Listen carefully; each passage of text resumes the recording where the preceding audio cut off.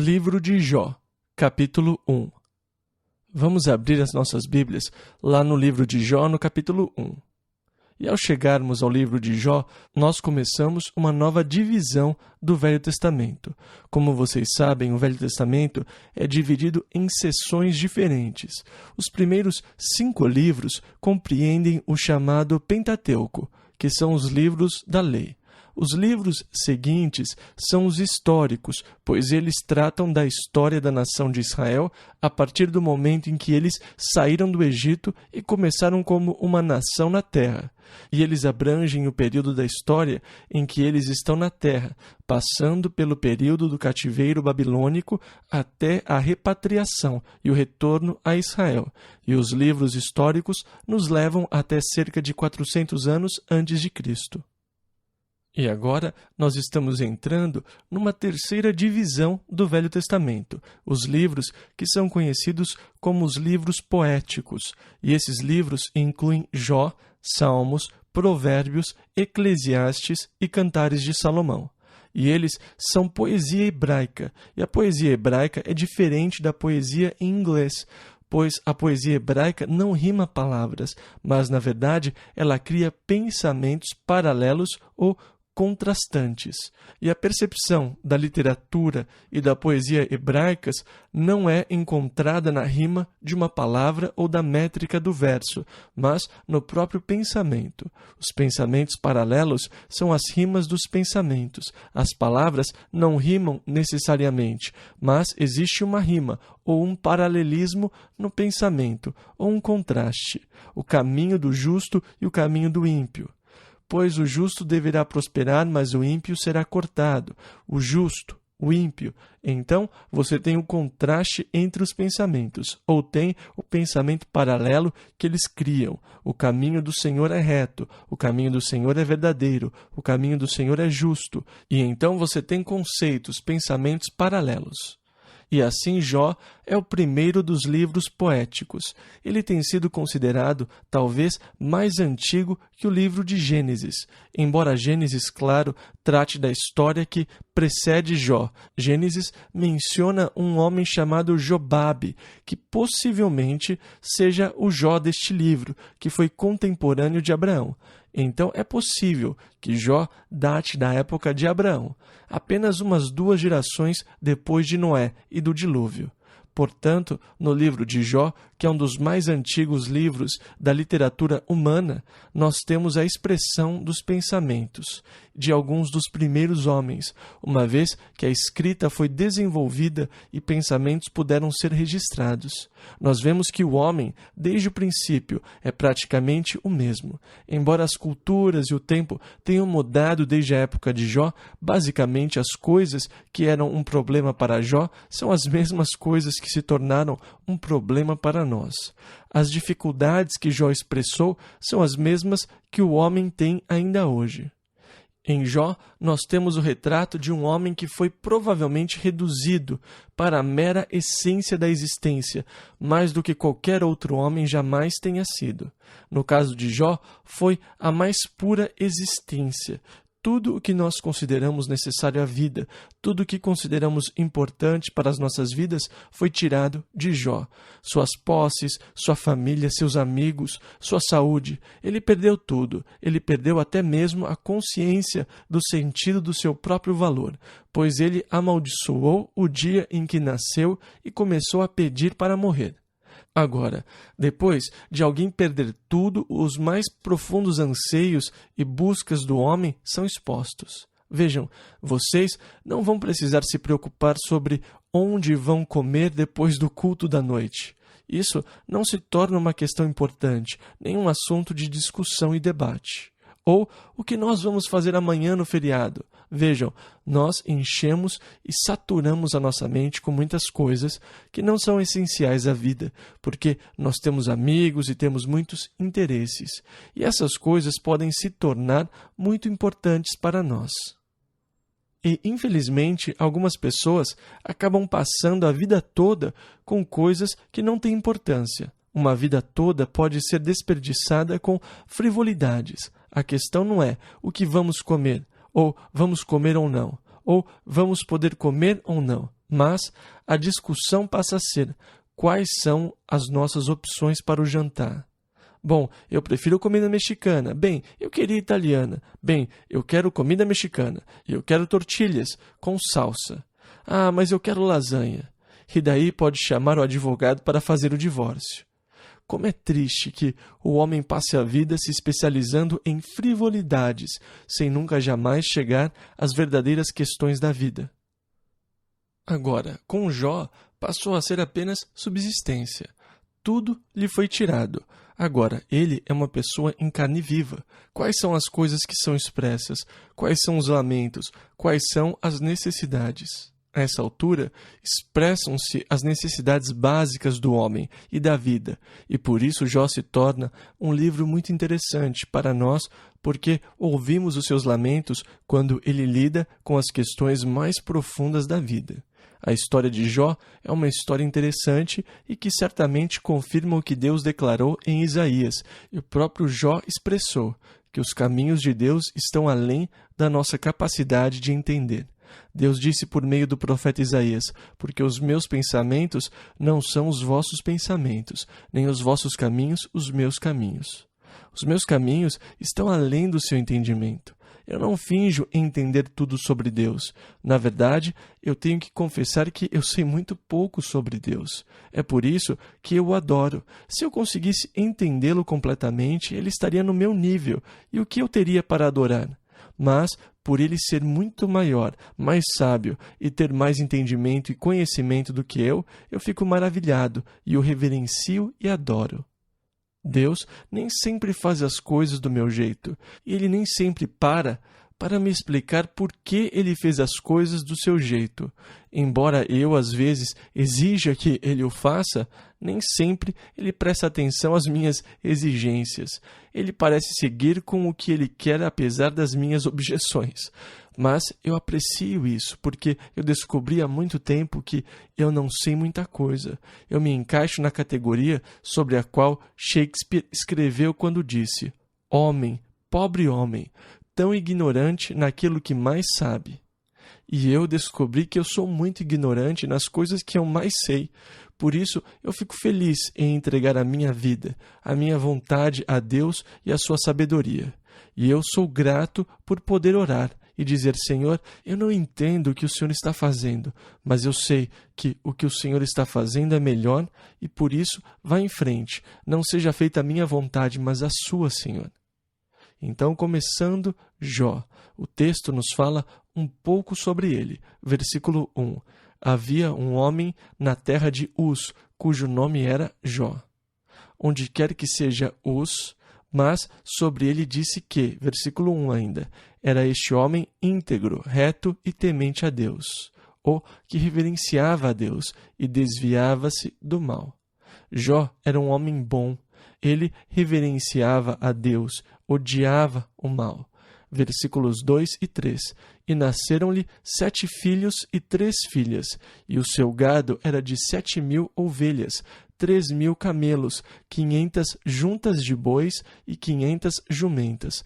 Eram também muitíssimos os servos a seu serviço, de maneira que este homem era maior do que todos os do Oriente. Um homem bom, um homem rico, um homem que amava a Deus e odiava o mal. Versículo 4. E iam seus filhos. Eles pareciam ser festeiros. Então, preocupado com os seus filhos, todos os dias ele oferecia sacrifícios por eles e dizia: Senhor, perdoa-lhes, se na festa eles disseram alguma coisa contrária a ti. Senhor, concede-lhes perdão. Ele estava constantemente orando pelos seus filhos. Este é o histórico do homem. Agora, nós deixamos Jó e passamos rapidamente para o cenário celestial. Nós estamos agora no trono de Deus, e os anjos estão se apresentando a Deus, e juntamente com os anjos está Satanás. E mesmo depois da queda de Satanás, parece que ele tinha e que tem acesso ao trono de Deus. Por que Deus lhe permite ter acesso àquele lugar? Eu disse a vocês que eu não sei tudo sobre Deus, e eu não sei. Esta é uma dúvida na minha mente. A Bíblia diz que ele é o acusador de nossos irmãos e que ele os acusa diante de Deus dia e noite. Agora, nós o encontramos exatamente nessa posição. Ele acusa Jó depois de Deus introduzir o assunto Jó. Mas, em primeiro lugar, quando Satanás se apresentou diante de Deus, Deus disse: "Por onde você tem andado?" Ele respondeu: "Eu tenho dado umas voltas pelo mundo, tenho rodado e passeado pela terra." Versículo 8. E disse o Senhor a Satanás: "Observaste tu a meu servo Jó?" Deus vai se gabar um pouquinho agora. Ele tem uma pessoa lá embaixo que o ama de verdade. Ele é um homem íntegro. Ele se desvia do mal. Ora pelos seus filhos. A palavra observaste é a palavra na qual estou interessado, porque, na verdade, esta é uma expressão militar. Este é um termo usado pelo general, que está estudando uma cidade antes de atacá-la, para poder desenvolver a estratégia pela qual vai destruí-la. Então, ele observa quando abrem os portões, o método pelo qual os portões são abertos, como as pessoas saem, quais portões são os mais fáceis de serem atacados. Ele desenvolve uma estratégia para poder atacar e destruir a cidade. Esta é a palavra hebraica, a conotação da palavra. É um termo militar. Você tem estudado Jó? Está procurando desenvolver uma estratégia para poder destruí-lo? Você já observou o meu servo Jó? Agora, este é o testemunho de Deus sobre Jó, homem íntegro e reto. Ele me ama e se desvia do mal. E Satanás declara de forma assustadora: "Sim, eu tenho visto aquele cara. Eu o tenho observado." E Satanás não apenas o tem observado, mas ele desenvolveu toda uma filosofia sobre Jó. Ele disse: "Jó tem sido abençoado pelo Senhor. Veja, ele é o homem mais rico do Oriente. Ele tem tudo o que qualquer um poderia desejar ou querer. Jó o serve porque o Senhor o abençoou muito. Quem não o serviria sendo abençoado dessa maneira? E o Senhor colocou uma cerca ao redor dele, e eu não consigo chegar perto dele. Isso me interessa, a cerca que Deus colocou ao redor dos seus filhos. Porque aos seus anjos dará ordem a teu respeito, para te guardarem em todos os teus caminhos. Eles te sustentarão nas suas mãos, para que não tropeces com o teu pé em pedra." Lemos isso no Salmo 91, versículos 11 e 12. Deus tem uma cerca ao nosso redor. Satanás está se queixando dela. "Deixe-me passar dela, deixe-me entrar, deixe-me tirar a sua riqueza", e ele vai amaldiçoá-lo na tua face. Jó só lhe serve porque o Senhor lhe paga altos dividendos. Então, Deus disse a Satanás: "Muito bem, eu vou permitir que você estenda sua mão contra ele, só não toque nele. Você pode mexer nas suas posses, mas não toque nele." Versículo 13 ao 19. E sucedeu um dia em que seus filhos e suas filhas comiam e bebiam vinho na casa de seu irmão primogênito, que veio um mensageiro a Jó e lhe disse: "Os bois lavravam e as jumentas pastavam junto a eles, e deram sobre eles os sabeus e os tomaram, e aos servos feriram ao fio da espada, e só eu escapei para trazer-te a nova." Estando este ainda falando, veio outro e disse: "Fogo de Deus caiu do céu e queimou as ovelhas e os servos, e os consumiu, e só eu escapei para trazer-te a nova." Estando ainda este falando, veio outro e disse: "Ordenando os caldeus, 3 tropas deram sobre os camelos, e os tomaram, e aos servos feriram ao fio da espada, e só eu escapei para trazer-te a nova." Estando ainda este falando, veio outro e disse: "Estando teus filhos e tuas filhas comendo e bebendo vinho em casa de seu irmão primogênito, eis que um grande vento sobreveio da além do deserto, e deu nos 4 cantos da casa, que caiu sobre os jovens, e morreram, e só eu escapei para trazer-te a nova." Acabou tudo. De uma hora para outra, a sua riqueza, as suas posses e até mesmo os seus filhos lhe foram tirados. O que você faz? Jó se lançou em terra e adorou a Deus. Versículo 21 ao 22, e disse: Nu saí do ventre de minha mãe, e nu tornarei para lá. O Senhor o deu, e o Senhor o tomou. Bendito seja o nome do Senhor. Em tudo isto, Jó não pecou, nem atribuiu a Deus falta alguma. Eu gostaria de dizer que eu já ouvi muitas pessoas acusarem a Deus de forma tola. Talvez elas não tenham amaldiçoado a Deus, mas elas fizeram tolas acusações contra Deus. Eu já ouvi dizerem: eu acho que Deus não se importa nada comigo, eu não acho que Deus me ama. E essas afirmações são tolas, são afirmações tolas contra Deus. Às vezes, por causa das nossas circunstâncias, nós temos a tendência de fazer acusações tolas contra Deus. Mas Jó não fez isso, ele passou no primeiro teste. Livro de Jó, capítulo 2. E então, voltando ao cenário celestial, versículo 1. E vindo outro dia em que os filhos de Deus vieram apresentar-se perante o Senhor, veio também Satanás, entre eles, apresentar-se perante o Senhor. Eu tenho que dizer que esse cara tem muita coragem. Quer dizer, para ele se apresentar e comparecer diante de Deus, tem que ter muita coragem. Versículo 2. Então o Senhor disse a Satanás: De onde vens? Como se Deus não soubesse, né? Versículos 2 e 3. E respondeu Satanás ao Senhor e disse: De rodear a terra e passear por ela. E disse o Senhor a Satanás: Observaste o meu servo Jó? Homem bom e íntegro, amo o bem e odeio o mal. Depois que a sua primeira filosofia sobre Jó fracassou, se revelando falsa, ele apresenta a sua segunda filosofia. Agora, desta vez, Satanás mostra o seu conhecimento da natureza humana, porque os psicólogos nos dizem que um dos instintos mais básicos do homem é o de autopreservação. Provavelmente este seja o instinto mais forte que temos, o da autopreservação. E então, Satanás, reconhecendo isto como verdade, disse, versículo 4, pele por pele, e tudo quanto o homem tem, dará pela sua vida. O Senhor limitou o que eu posso fazer com ele. O Senhor não deixou tocá-lo, mas deixe-me tocá-lo, e ele vai amaldiçoá-lo na sua cara. Então Deus disse: tudo bem, você pode tocá-lo, mas poupe a sua vida. Mais uma vez, Deus coloca restrições e limitações sobre o que Satanás pode fazer.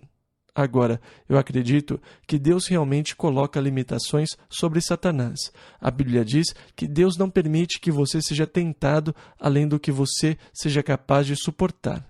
Veja, Deus impôs limites. Satanás não foi tão longe. Deus disse, tudo bem, você pode ir até aqui. E agora eu acho que Deus permite que ele vá longe demais. Se fosse eu engarrafava esse sujeito e mandaria para o espaço. Mas ele está agindo sob o governo de Deus, porque Deus coloca restrições e limitações sobre o que ele pode fazer. E isso nos traz um problema. Se Deus controla Satanás, então por que Deus não o engarrafa e o manda para o universo afora?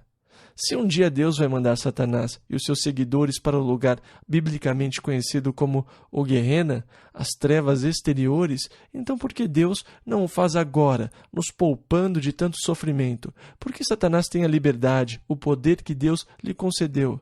Por que Deus permitiu que ele entrasse no jardim do Éden? Por que Deus lhe permite a liberdade de lutar contra nós? Isso está relacionado ao porquê Deus ter criado você. Deus criou você para que você fosse o objeto do seu amor e pelo qual ele pudesse receber amor. Agora, para poder receber amor de forma significativa, tem que haver a livre escolha. Você não pode ser um robô. Você tem que ter livre escolha, a capacidade e o poder de escolher para que o seu amor por Deus possa ser um amor significativo. Por isso, Deus nos deu a capacidade de escolha, o livre arbítrio. Mas que valor ele tem se não há nada para escolher?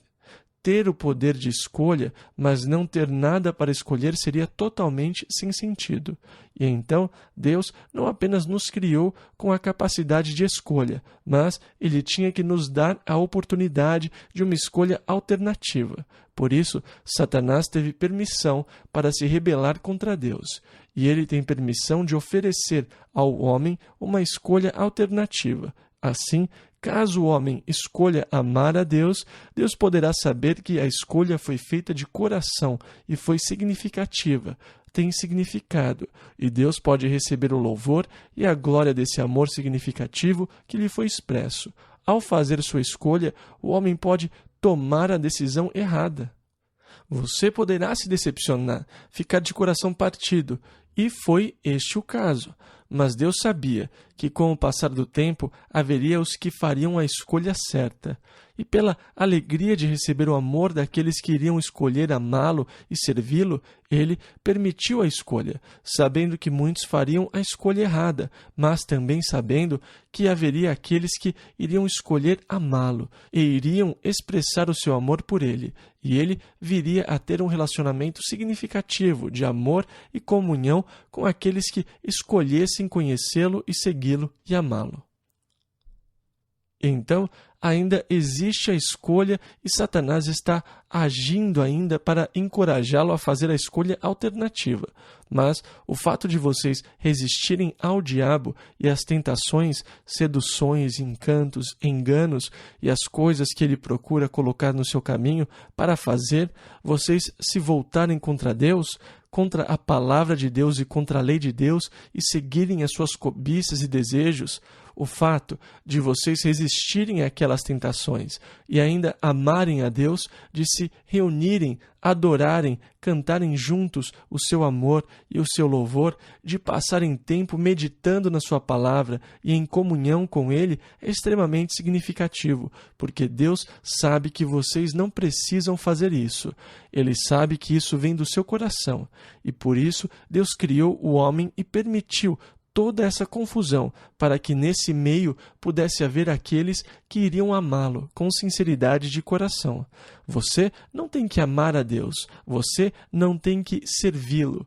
Existem muitas opções alternativas mais atraentes, mas o homem tem que fazer a sua escolha, e Deus é honrado quando o homem toma a decisão certa.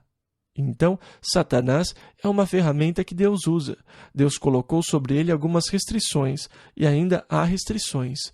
Entretanto, Jó agora é afligido com feridas por todo o corpo, úlceras malignas. Ele pega um caco para raspar o corpo. É extremamente doloroso, mal cheiroso, repugnante. Ele está coberto por elas. Ele se senta num monte de cinzas, porque é impossível se sentar ou se deitar em qualquer lugar e não sentir as muitas dores por causa da infecção, como furúnculos que cobrem todo o seu corpo. E quando a sua esposa chega perto dele e sente o cheiro de podridão, vê a dor, o sofrimento e a tristeza de um homem que foi reduzido a este estado, ela diz a ele: por que você não acaba com tudo isso? Por que você não amaldiçoa a Deus e morre? Agora, isso veio de um coração de amor. Doeu-lhe ver o seu marido num estado tão infeliz. Jó, eu não aguento vê-lo assim. Por que você não acaba com isso? Por que não amaldiçoa a Deus e morre? Versículos 10 e 11. Porém, ele lhe disse: como fala qualquer doida, falas tu. Receberemos o bem de Deus e não receberíamos o mal? Em tudo isto não pecou Jó com os seus lábios. Ouvindo, pois, 3 amigos de Jó todo este mal que tinha vindo sobre ele, vieram, cada um do seu lugar. Elifas, que era de Temã, o temanita, e Bildade, o suíta, e Zofar, o naamatita, e combinaram condoer-se dele, para o consolarem. Quando eles o viram, eles não o reconheceram. Eles ficaram tão chocados que começaram a chorar. Eles rasgaram as suas roupas e se sentaram chorando. Versículo 13. E assentaram-se com ele na terra 7 dias e 7 noites, e nenhum lhe dizia palavra alguma, porque viam que a dor era muito grande. Livro de Jó, capítulo 13. E finalmente Jó falou. Jó começa a amaldiçoar o dia do seu nascimento. Versículo 1. Depois disto, abriu Jó a sua boca e amaldiçoou o seu dia. Notem que ele não amaldiçoa a Deus, apenas o dia em que ele nasceu. Versículo 3 ao 6. Pereça o dia em que nasci, e a noite em que se disse, foi concebido um homem. converta-se aquele dia em trevas, e Deus lá de cima não tenha cuidado dele, nem resplandeça sobre ele a luz. Contaminem-no as trevas e a sombra da morte, habitem sobre ele nuvens, a escuridão do dia o espante. Quanto àquela noite, dela se apodere a escuridão. Reparem a repetição de trevas, sombras, escuridão. Isso é poesia hebraica. É aquela repetição do pensamento com uma ampliação da mesma ideia. Versículos 7 ao 11. Ah, que solitária seja aquela noite, e nela não entre voz de júbilo. Amaldiçoem-na aqueles que amaldiçoam o dia, que estão prontos para suscitar o seu pranto. Escureçam-se as estrelas do seu crepúsculo, que espere a luz e não venha, e não veja as pálpebras da alva, porque não fechou as portas do ventre, nem escondeu dos meus olhos a canseira. Porque não morri eu desde a madre?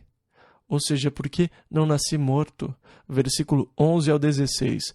E em saindo do ventre não expirei?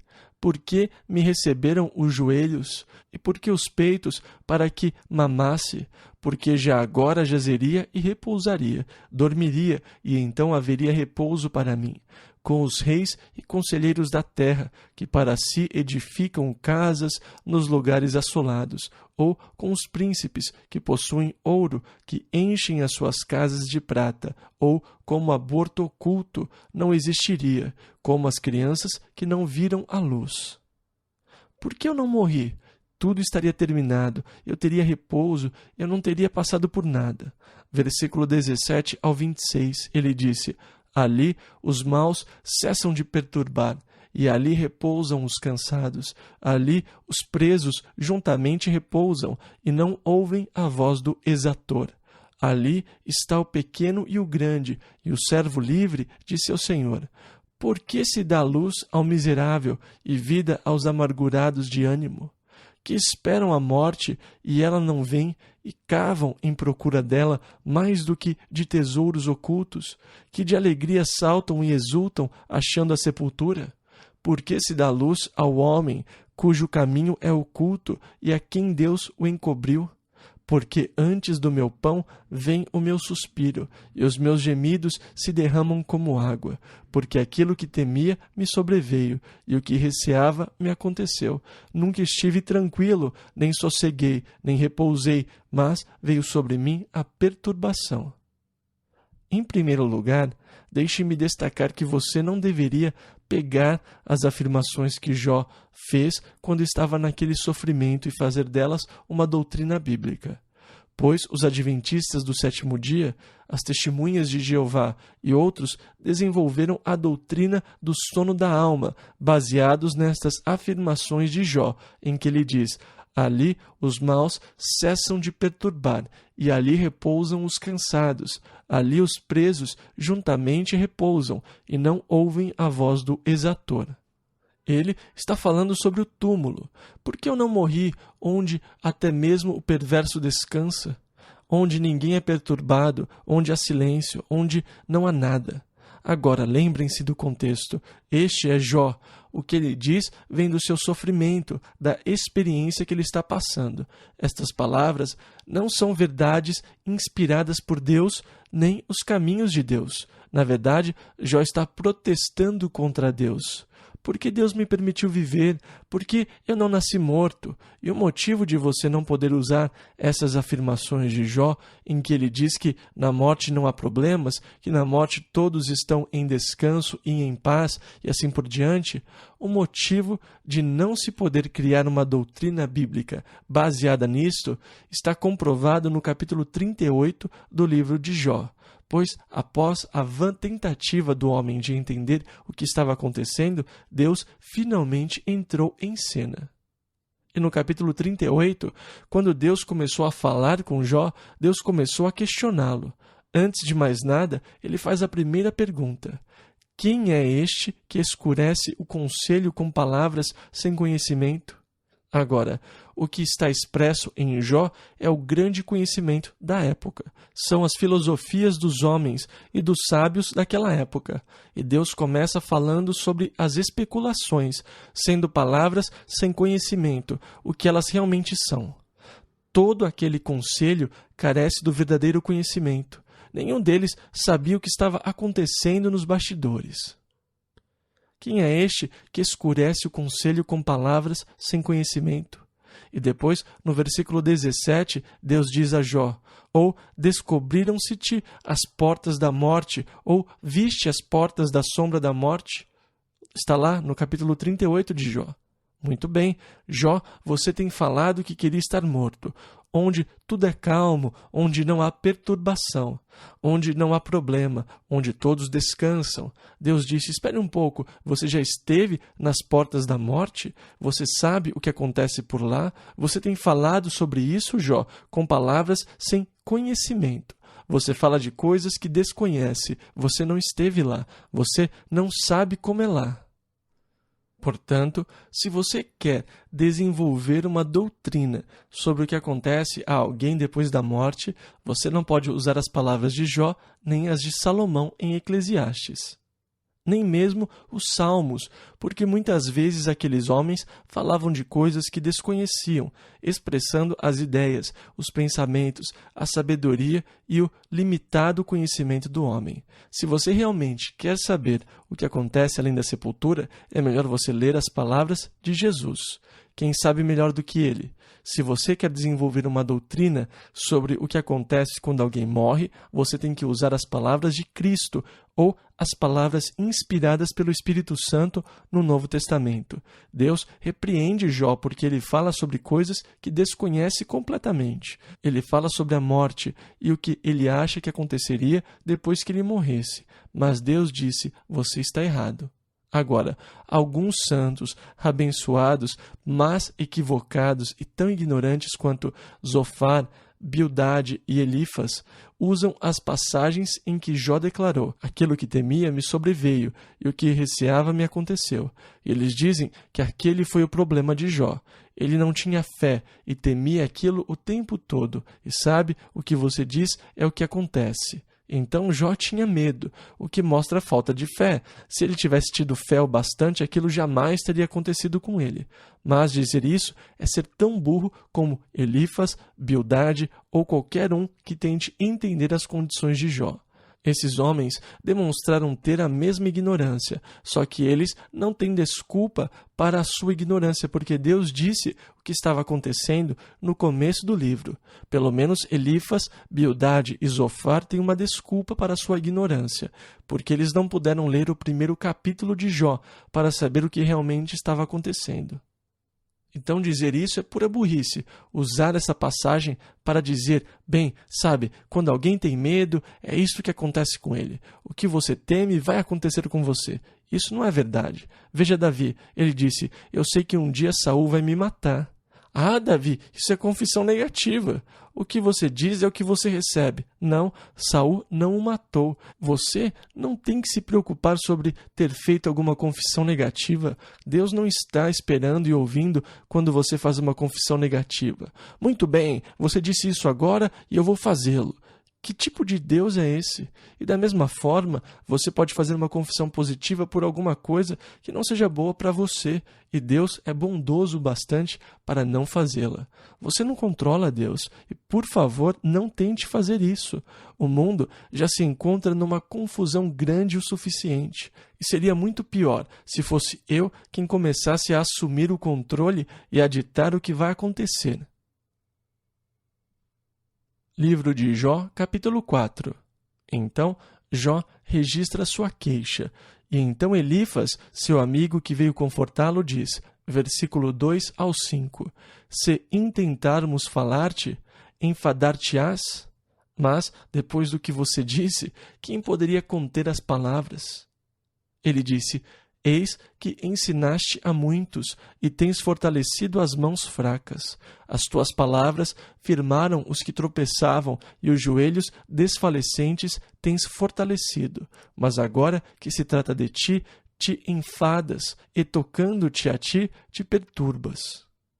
Que palavras boas de ouvir, não? Vindas de um amigo que veio para confortar você no seu sofrimento? Bom, muito bonito. Você aconselhou e fortaleceu outros. As suas palavras os firmaram e você saía por aí fazendo isso. Mas agora que chegou a sua vez, o que acontece? Você se abate, você se deixa enfraquecer. Versículos 6 e 7. Porventura, não é o teu temor de Deus, a tua confiança e a tua esperança a integridade dos teus caminhos? Lembra-te agora qual é o inocente que jamais pereceu? Vejam, ele já está começando a puxar a faca. Jó, você não é inocente. Qual é o inocente que jamais pereceu? Bem, deixe-me dizer uma coisa. Muitos inocentes pereceram. Não existe uma boa lógica no que Elifas está dizendo. Na verdade, o homem mais inocente de todos foi crucificado. Então não há uma sabedoria verdadeira no que Elifas está dizendo. Isto é apenas o argumento de homens que carecem de real sabedoria. Versículo 8. Segundo eu tenho visto, os que lavram iniquidade e semeiam mal, cegam o mesmo. Então, Jó, você está colhendo o que você semeou, o que você plantou. Você está colhendo isso agora. Os que semeiam iniquidade e mal, colhem isso mesmo. Versículo 9 ao 11. Com o hálito de Deus perecem, e com o sopro da sua ira se consomem, o rugido do leão e a voz do leão feroz, e os dentes dos leõezinhos se quebram. Perece o leão velho, porque não tem presa, e os filhos da leoa andam dispersos. Agora ele se torna um tanto místico. Versículo 12 ao 18. Uma coisa me foi trazida em segredo, e os meus ouvidos perceberam um sussurro dela. Entre pensamentos vindos de visões da noite, quando cai sobre os homens o sono profundo, sobrevieram-me o espanto e o tremor, e todos os meus ossos estremeceram. Então um espírito passou por diante de mim, fez-me arrepiar os cabelos da minha carne. Parou ele, porém não conhecia a sua feição. Um vulto estava diante dos meus olhos. Houve silêncio, e ouvi uma voz que dizia: seria porventura o homem mais justo do que Deus? Seria porventura o homem mais puro do que o seu Criador? Eis que ele não confia nos seus servos, e aos seus anjos atribui loucura. Então, agora, ele passa a ser super espiritual. Você já viu aqueles que chegam e que são super espirituais quando você está com problemas? Sabe, eles têm visões e sonhos com vozes de anjos, espíritos e essas coisas. E aqui o bom e velho Elifas diz: quando todos estavam dormindo, veio um sono profundo e um espírito passou por mim. Eu sabia que ele estava lá, eu não pude ver a forma. Ele começou a falar, sabe? Ele atribuiu loucura aos seus anjos. Versículo 19. Quanto menos aqueles que habitam em casas de lodo. Que frase interessante e pitoresca sobre o nosso corpo, casas de lodo. Mas o Novo Testamento diz: temos este tesouro em vasos de barro. Nesta casa de lodo existe um tesouro fabuloso, porque Deus habita nesta casa de lodo. Não sabeis vós que sois o templo de Deus e que o Espírito de Deus habita em vós? E ele disse que nós temos esse glorioso tesouro em vasos de barro. Que glória! Deus colocou muitos tesouros nesse vaso de barro, estúpido, para que a glória seja sempre para Deus, não para o vaso de barro. Eu sou apenas um vaso, mas eu tenho a capacidade de conter o mais rico tesouro do mundo, o próprio Deus habitando na minha vida. Mas isso é absurdo, é ridículo colocar uma coisa de tanto valor num recipiente tão simples, um simples vaso de barro. Mas Deus o fez para que a glória não esteja no vaso, mas no conteúdo. Agora, é sempre patético, triste e trágico quando o vaso de barro tenta receber a glória e tenta chamar a atenção para si mesmo, em vez daquele que habita nele e faz a obra. Por isso, eu amo isto. É muito pitoresco. Ao falar sobre o nosso corpo, ele diz que o homem habita em casas de lodo. Versículo 19 ao 21, cujo fundamento está no pó, e são esmagados como a traça. Desde a manhã até a tarde são despedaçados, e eternamente perecem, sem que disso se faça caso. Porventura não passa com eles a sua excelência? morrem, mas sem sabedoria.